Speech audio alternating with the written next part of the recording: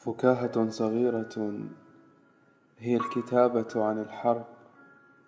أتحدث عن النار المشتعلة في البساتين، عن البيوت وأقدامها المتعبة، عن الملح والعرائس الصغيرات يصنعن لعبهن من جسده ويبكين إن فقدت لعبة ذراعا أو فكرة، عن أحلامنا تطحن في رحى الليل قمحا وحصى.